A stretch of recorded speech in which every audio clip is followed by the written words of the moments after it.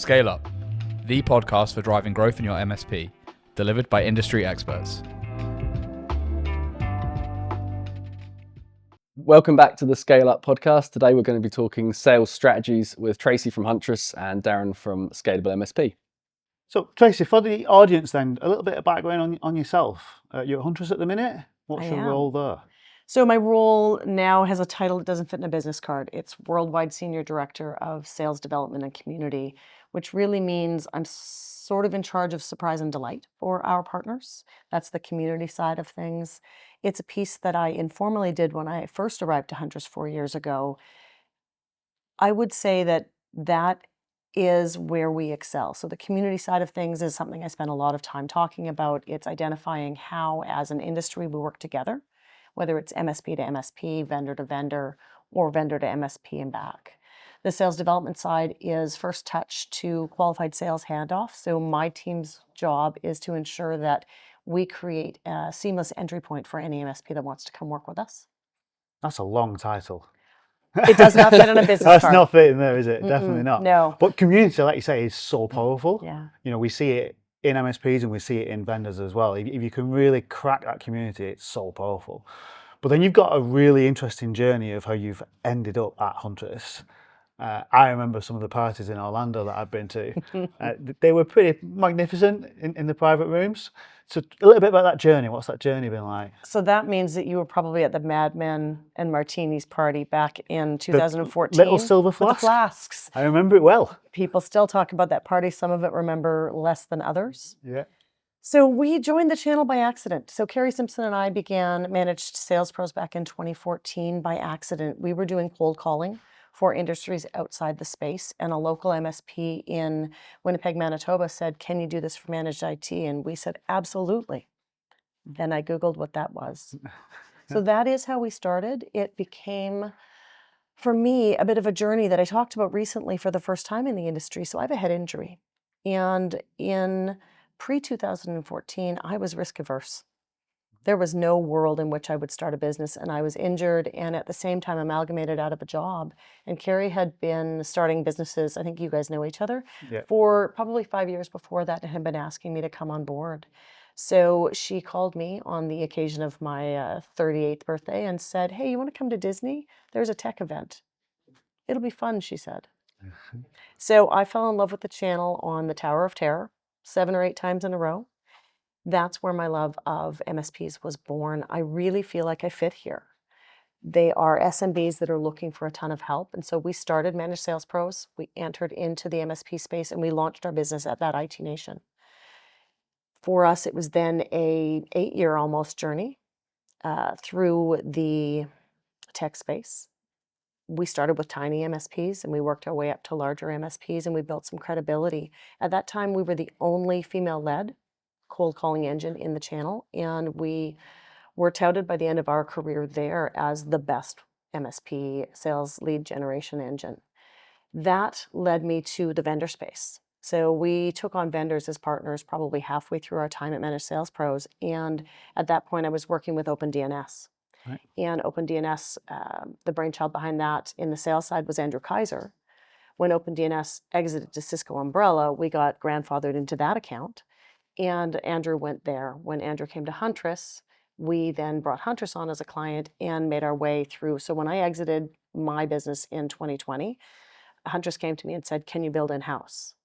And I said, "Absolutely not. I'm unemployable. I don't want to come to work on Fridays if I don't feel like it. I'm not really great with playing in the sandbox with others, and I don't want to wear your ugly vendor t-shirts to work." They came around and said, "Absolutely, those things all work." And so that's how Managed Sales Pro's internal sales engine was turned into Huntress's sales engine. Amazing. So that to just sort of clarify that, the whole thing around that managed sales was you opening doors for MSPs, knocking down that door with a strategy, delivering it consistently, and then delivering that hot prospect to the MSP into their sales engine. And you then help them to develop their sales engine to turn that into a win. The biggest thing that we found, and the reason that we decided to settle on managed service providers, is because it's the one place they really have challenge. A lot of tech companies are founded by technical people. They have all of the chops to do the tech work and very little business acumen sometimes when they start. As MSPs grow and expand, and as we see the industry expand, you see a lot more businesses run by business-focused owners. But back a decade ago, it was techs who got tired of working for someone else and felt that they could do a better job and began companies. So for us, it was repeatable and scalable easily. To teach them how to do the work was hard. To do the work for them was easy. Yeah. Yeah. Just take it away from them and deliver the hot lead. Yeah. And I think it's really interesting because I still hear in the market, what are the right things to do when you're trying to develop a prospect? Yeah. Is it cold calling? Is it certain marketing outreach? Is it SEO? Is it all these other different things? What's your take on that? If you're a small MSP now, you're a technically led principal, so you was a tech, now you're owning the business, and you need to start building in your own prospecting engine that up to now you've basically relied on relationships. Sure. Someone saying, oh, this person's really good, do you want to talk to them? Now you need to build a prospecting engine. What would you do if that's where you started?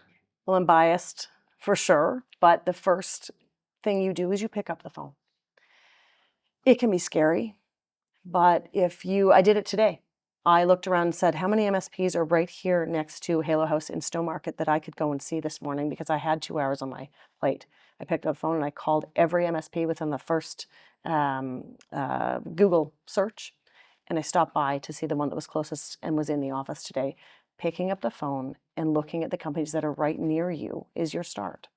Yeah, I think that was amazing actually, because I saw you do that. It would have been very easy for you to sit here for 2 hours and do something else. But actually you took the opportunity to say, actually, who's in the local area? Where's the closest coffee shop? Can I go and create a conversation? I think we're going to talk about scalability today, but it doesn't matter how big you are. When I joined Huntress, I was saying earlier, I was employee 43. We're now 500 people. I'm still picking up the phone. I'm still doing that cold outreach. Every business owner needs to do some of that just to stay humble. But as they grow, we need to scale a little bit differently. And eventually the owner isn't picking up the phone anymore because they've been consistent enough in doing it that they have a large enough client base they can hire someone else to do the hard work. I think that's a great word that I see a lot about. I'm really passionate about the consistency. When I speak to a lot of people in the MSP world, they're just not consistent. Yeah. Like they do it because it's the new shiny thing. So someone tells them, do cold outreach. So they do it and they do it for like 2 weeks. Yeah. Oh, that didn't work. And then they move on. Rather than they've got to be consistent at what they're doing all the time.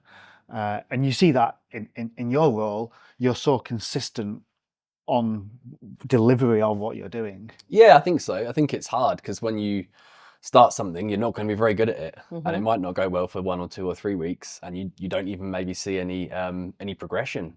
But you do have to kind of stick for it and give it a lot longer than that. It takes a long time to develop these skills, especially things like sales. If it doesn't come naturally to you and you're a techie business owner, it's going to be, well, like you say, scary, or you don't know what the answer to all the questions when you jump on that sales call, and you start to go through it all in your head and think, what if they ask this? What if they ask that? But until you actually take the jump and start doing it consistently, you're not going to get any better at it. And I think it's all about planning. I watched you guys in a planning meeting earlier talking about what you're going to do for 2025. So we're in Q4. If you're not planning for your next year as an MSP already, you're behind the 8 ball. It takes 12 months for anything to really take off. We used to work with MSPs and we'd say to them for 90 days, expect absolutely nothing. Nothing will happen and you will get antsy and your feet will want to change and you'll want to leave us. Hold for 90 days because that's what it takes to build a pipeline. I work with SDRs, 18 of them now. If they're picking up the phone consistently, if they're doing their outreach and their review on the internet and finding out about companies consistently, then they have a pipeline that is going to keep them going for the next year. MSPs are the same. You've got to do the same thing over and over and over again. LinkedIn. Who's doing videos on LinkedIn now? Practically everybody. But if you do one and call it a day, it doesn't matter. We've all built great LinkedIn followings. I'm not a big fan of LinkedIn video, but I choose a theme and each company should be doing that. My theme, outdoor photos. People will follow me just to see the photo that I've posted on the where am I today. I get to travel a lot, so it's an easy thing for me. But people won't say, hey, I really like your content. They'll just say, hey, where are you today? And if I don't post for a couple of days, someone's messaging me in the background asking me if I might be sick. Yeah, I think it's a great thing you're talking about there, about that consistency in the 90 days or the 12 months. So in another podcast, I talk about building a ball. I think a sales funnel is like a ball. You've got to get this ball, one, you've got to get the momentum, but also you've got to get it bigger and bigger and bigger to make it drop something, let's say once a month. Yeah. So you've got to get this ball big enough before it will start to drop something. So it's interesting that you're saying at least 90 days of doing something before you see any result. Yeah, that's absolutely true. We call it a funnel, right? How much stuff can you throw in the top so that there's enough that drops out the bottom on a consistent, regular basis? So if you are consistently doing outreach in whatever form, whether that's cold calling, email outreach, maybe it is LinkedIn, maybe it is meeting your Chamber of Commerce once a month, whatever it is that you're doing, if you're consistent, you will start to see a pattern. And that pattern is at X time after those meetings, you will start to see opportunities drop in to the bottom of your pipeline or fall at the bottom of that ball. So when you talk about cold outreach, I'm sure, like Tim said, everyone's nervous out there. Everyone's thinking, what's the questions? How do I approach this? What do I go about it? What would you say for a small business that's just trying to, what do I do with this prospecting? Like, okay, I'm going to go and do cold outreach. Sure.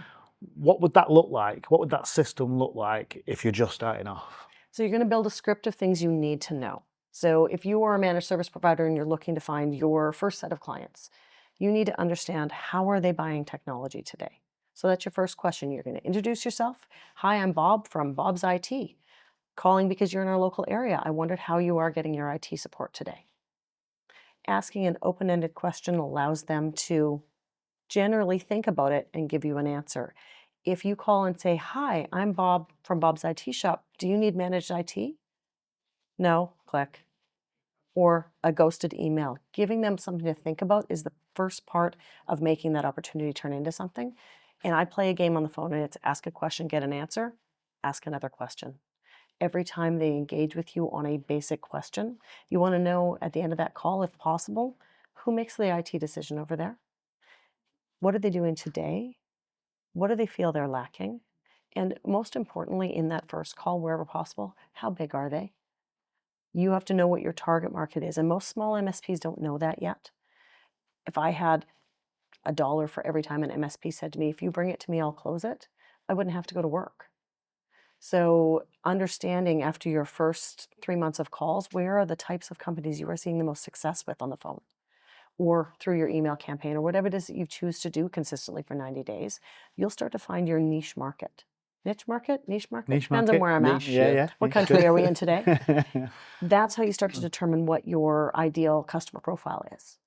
Where are you winning on those cold calls? Who's saying, yes, absolutely, come down to my office, or I'll come down to yours, or I'm willing to have a second conversation. So the first call is just step one. As a cold caller, my team understands that maybe you're going to make 20 calls over the next 9 months to win that business. You said something earlier that was really relevant. We do something once and we think, okay, that's enough. But if you don't nurture, that call absolutely was a waste of time. So maybe you learned a million good things, but one thing you learned was they're on contract for the next 12 months with another IT provider. What do you do for the next 12 months? If you're smart, you drip nurture them. Yep. So how many touch points would you do? Would you call them every week? Would you call them every month? Would you back that off with some emails? What would you say would be a 12 touch point? So for me, it depends on whether they're engaging or not, but let's suggest that they're not engaging. Call one on day one, followed up with an email, followed up with a call a week later, a call 2 weeks later, a call a month later. I extrapolate it out by double most of the time. And I intersperse other types of touch points. I mean, we're in a world now where you can retarget them digitally, you can run ads, you can do SEO to get them to come your way. Intersperse those touch points that are physical and maybe tangible is the better word, with things that aren't. You want someone to think about you when you're not talking to them. Here's a really good example. I worked with an MSP, it's got to be a dozen years ago. Wow, that sounds too long. I feel like I'm old now, but maybe 10 years ago, where I said to them, please tell me all the marketing things that you are doing so that I understand the different types of touch points that might be going on. And they gave me the list, and one of my cold calling team was calling on their behalf, and someone on the other end of the phone said, I just saw your bus ad the other day. That's great timing. I absolutely need IT. And we moved that into a first-time appointment. I called that MSP and said, can you explain to me why when I asked you what your marketing plan was, you didn't tell me you were doing bus ads? Like, that's a pretty big advertising campaign. And he looked at me all confused and said, we haven't run bus ads in a decade. So it was just good timing. Odds are she saw another bus ad for a technical company. But when we called at the right time, in her mind, that was this company. And so memory is long. They will be thinking about you all the time. If you just happen to line it up just right, you're set. I think there's also the fact that when you ask them how you heard about you, often they don't piece up all the pieces because they actually saw it subconsciously, or they saw it that long ago that they're not actually recalling it. So I often get asked, like, what types of things should you do in marketing? Which things shouldn't you do? The answer is you do all of them, because you don't really know which one is actually causing that trigger point, but they'll only give you the last one. Marketing is actually my favorite department in any company because you cannot quantify the results. You can see things, but you and I both know if I ask you, okay, that shirt's a Halo shirt, so I know where you bought that one, but if you picked up a shirt somewhere, you won't remember what caused you to do that. But as an MSP with a marketing department or tracking your own marketing as an owner, you'll actually see how you touched them. So what a prospect believes is the only thing that matters in the long run. What you can see is valuable because it helps you to do more of that. But 9 times out of 10, a customer will not understand where they met you. Yeah. So that's the small MSP. Now you've got the fact that actually they've built this engine, they're trying to move it forward. Now they need to hire their first salesperson. So Tim, I've had loads of conversations with you about how you do your hiring. Yeah. What do you think, what's the key things you're looking for when you think, okay, I've done these graduates, which is what Halo do. This person is probably going to be a salesperson.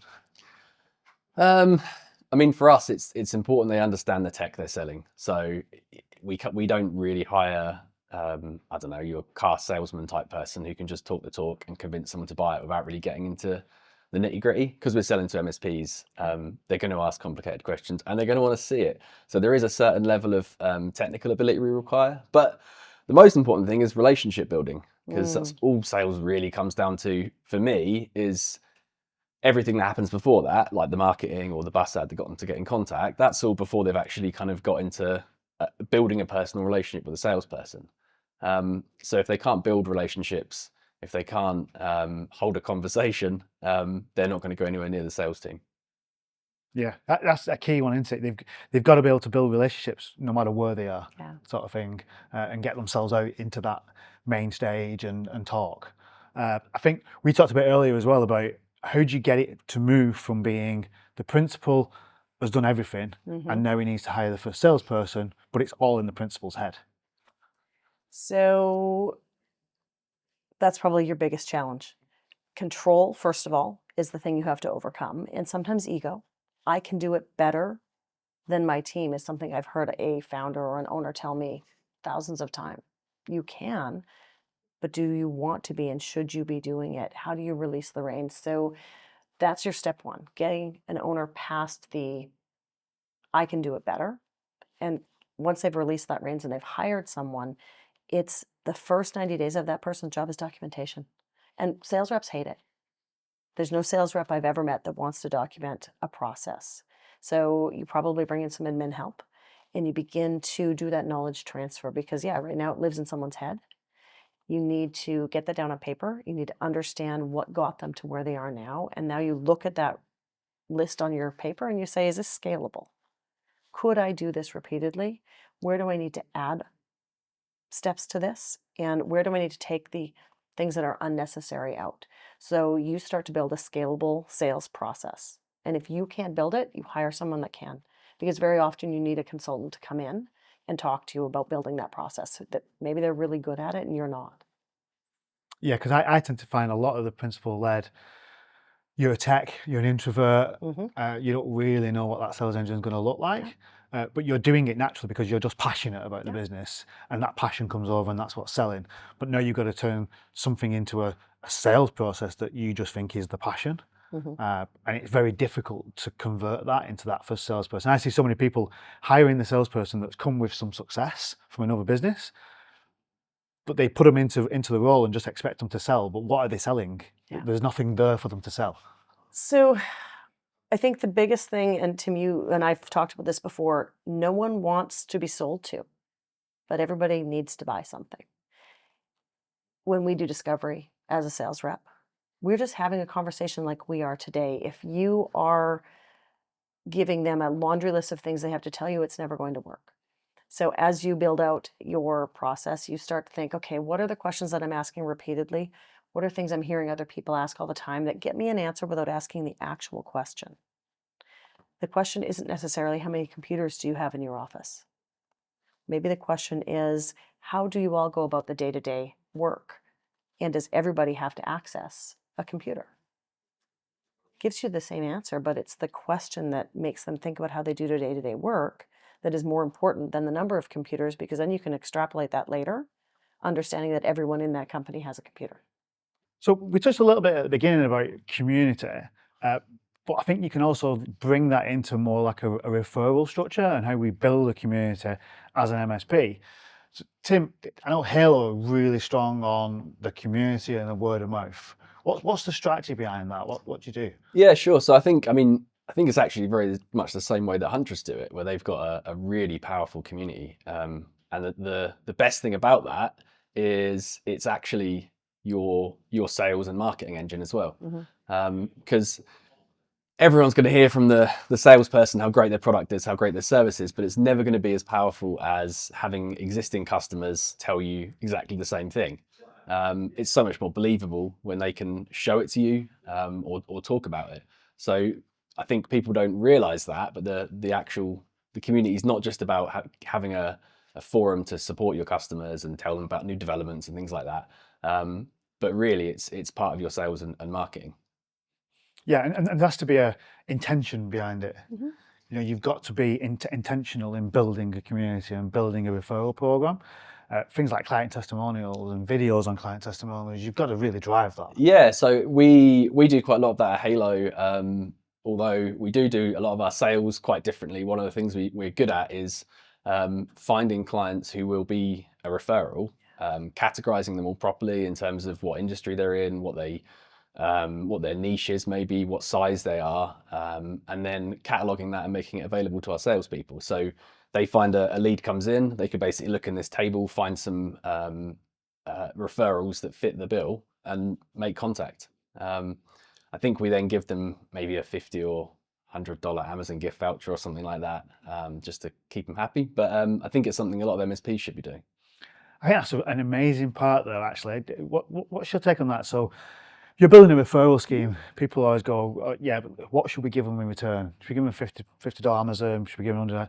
What I find is actually none of that actually drives them doing it. It doesn't drive the behavior of them giving you referrals. Yeah.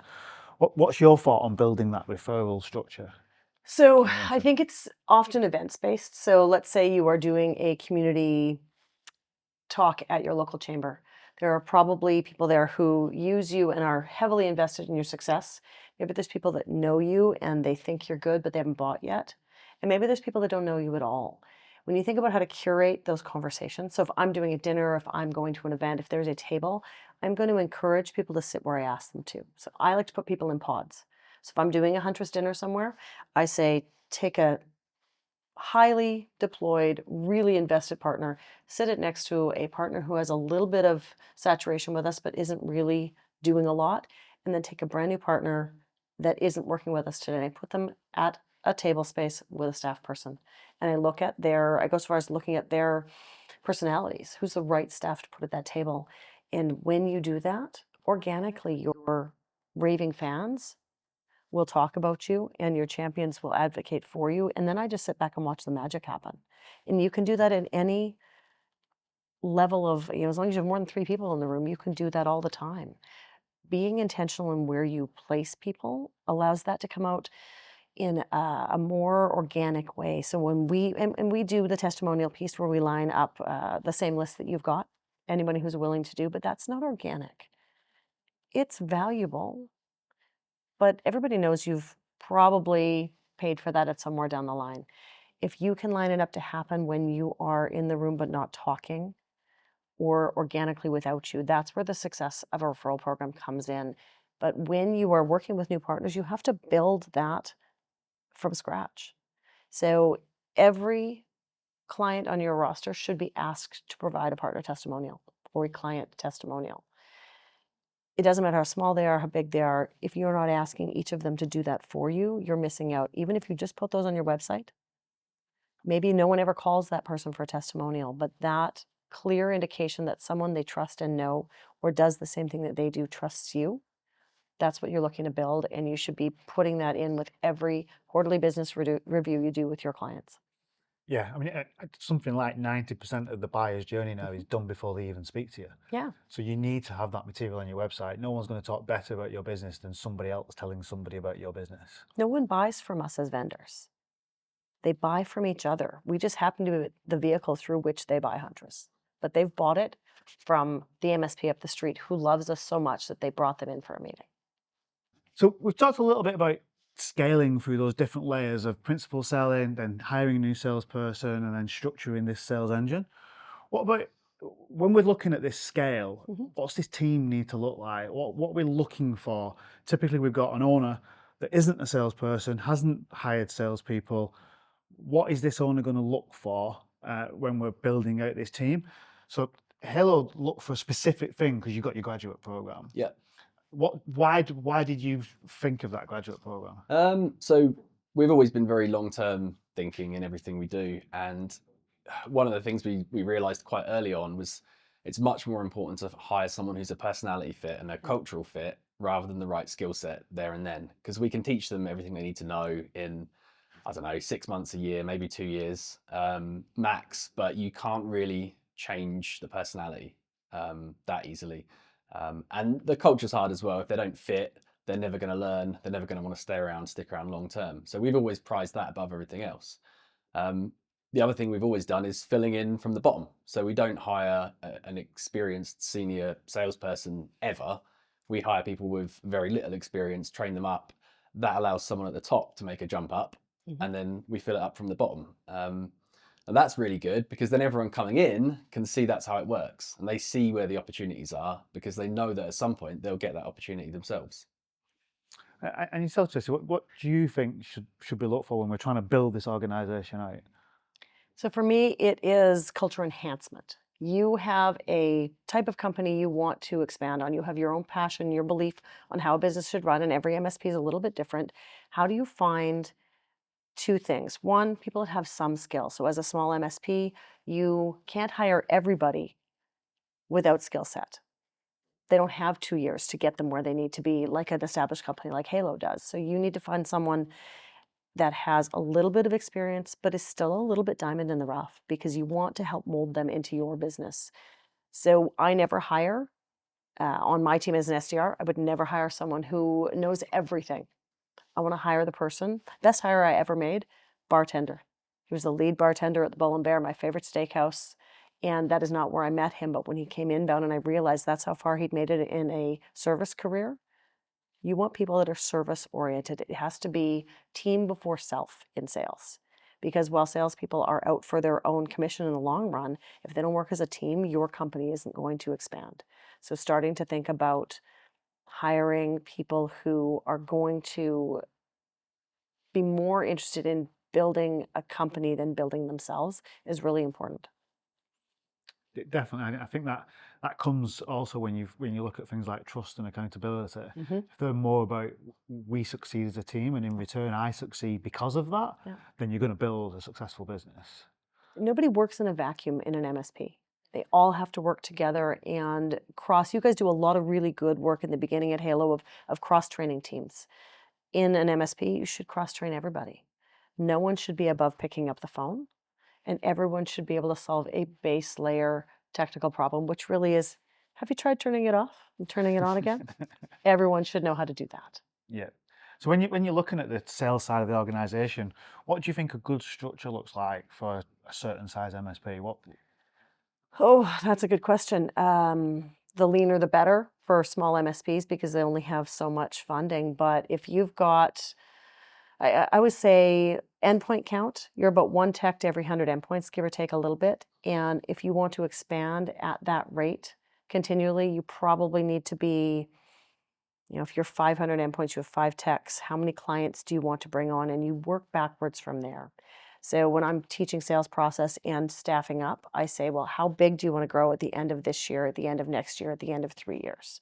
And from there we go, okay, so we know that we need this many staff to get there on a technical side. How many people do we have to talk to? So if you want 10 clients, you probably have to talk to 100 opportunities, which probably is 1,000 phone calls, and you start to extrapolate that down into how long does that take a human on a daily basis, and you can do some easy napkin math to determine how many staff you need to hire. I think that's a really great point, though, because what I find when I speak to MSPs, for some reason, they all give me this target of 5 million. It's always 5 million. I don't know where the 5 million ever came from, but it's always 5 million. And then when you ask them, okay, how are you going to get there? There's not a lot of substance behind how I'm going to get there, apart from I'm going to bring on 20 new users a month. But how are you going to bring on 20 new users a month? And what you just talked about there is those leading indicators that we can work backwards to see how we got those 20 users. Yeah, when I know, so I have an annual operating plan that I have to adhere to at Huntress. I know exactly how many opportunities I need in 2025 already. And in order to get there, I do the backwards math. And every quarter, I have to hit a milestone that says, great, now I can unlock some more headcount, hire some more people because we're going to move faster. Every quarter, for every salesperson ever on the planet, commission goes up. What's your view on, some people call them hunter farmers, some people call them account managers and salespeople. Do you think you can do both? Because you see a lot of MSPs that always do both, and then you see some MSPs that say, no, cannot do both. What do you think? So I'm more of the opinion that you cannot do both. There are people that can. So there are people that can open a door and close a door. But generally speaking, I believe that your door opener does one thing. Their job is to get in and start discovery and then hand it off because they want to move on to the next thing. You've got an account rep. So at Huntress, we do SDR, which is first touch right through to sales qualified. We know this is the company we want to meet with. Moves to an account manager. Account manager's job is to keep them for a year. Account managers kill what's in front of them. They're not long-term thinkers. That doesn't mean they are not smart. All my reps that are listening to this, I'm not calling you foolish, but that's what they're designed for. That's their skill and their core value is get it done now. Grow it a little bit, and then we hand it off to an account manager. Account manager's job is all relationship. They have to keep them engaged and expanding for a very long time for you to do it right. Because if you are developing customers that churn, you're not going to grow as a business. So in my mind, it's completely separate. There are people that can do it, but they're not common. And do you think an SDR, so if you think about your model, Tim, and I'm a big believer in this model as well, about growing people from the bottom all the way up. Yeah. That in my head would mean that you would hire an SDR that's got a bit of a rough diamond, as you called it. You smart them up, they do it for 2 years, then they move into a sales role. They do that, they may either into a sales role or an account manager role. Do you think that's still a pathway, or do you think an SDR is an SDR? I think it's a pathway if you do it right. So I have been doing this for a while now, and what I've discovered is you need to find someone's genius zone. So not every SDR that you hire is going to be a fit. Maybe they really want to be in sales, but as you work with them, you discover that their genius zone is something else. At a big company, you have a lot of opportunities. So I'm very lucky. Huntress has given me a bit of a playground to build people's careers, and it's what keeps me engaged. I've have SDRs that have gone to sales acceleration and help with training, SDRs that have moved to operations. But in a small business, you really need that transition, sales development rep to sales rep to something, and you have to work with them on a weekly basis for it. So you need a career path progression plan. Just like you need a plan for your business, you need a plan for your staff to accelerate. Otherwise, they'll never get there. And they need to know that plan, which is what I think is key. Yep. I see so many people, and I've had it myself, where I've had a white envelope and there was another step that they didn't know that next step. Yeah. And next minute you feel that they've handed the notes and they've gone somewhere else. Yeah, because they don't feel like you are invested in their success. I am going to do just a bit of a plug for a program that I run. So I do something called personal professional development. It was derived from Daniel Pink's book Drive, and it's all about giving them time on work hours to expand to the next role. So we all know that time is money. But my team gets 2 hours a week of mandatory time where they get to choose with their manager their career path progress. And 2 hours every week, they sit down and they make their way towards that. They have milestones, they have process, they know what they're going to do, and it helps them decide where to go next. And every MSP should be working with their entry-level staff to get them ready to move to the next level. But I think the key thing there as well that I see lots of MSPs, they don't have those defined roles documented. And so that person may be in role A, they know role B is the next thing, but they don't actually know what role B is or what things that they need to bring to the game, to the table, to get role B. What you're actually talking about is you should have those roles well documented and what needs to happen to get the next step. Yeah, you need to, as a business owner, your responsibility is your staff. And it's also, of course, to your clients, but your staff, your people are the first thing you're responsible for. If you are not getting them to where they need to be, your business won't survive. So to summarize this then for the audience, some key takeaways here. So my key takeaway is consistency. I think with anything to do with sales and marketing especially, you've got to be consistent and you've got to be in it for the long game. It doesn't just happen overnight. Tim, yourself? Yeah, I think my key takeaway is probably your staff, making sure you're making the right hires and putting the right people in at the bottom and allowing them to learn the skills they need to become a good SDR or whatever it is they end up doing. Tracie? I think my key takeaway is community. You've got to build it, you've got to work hard at it, and you have to be consistent in ensuring that you build something really strong. Thanks for tuning in, guys. As always, don't forget to like and subscribe.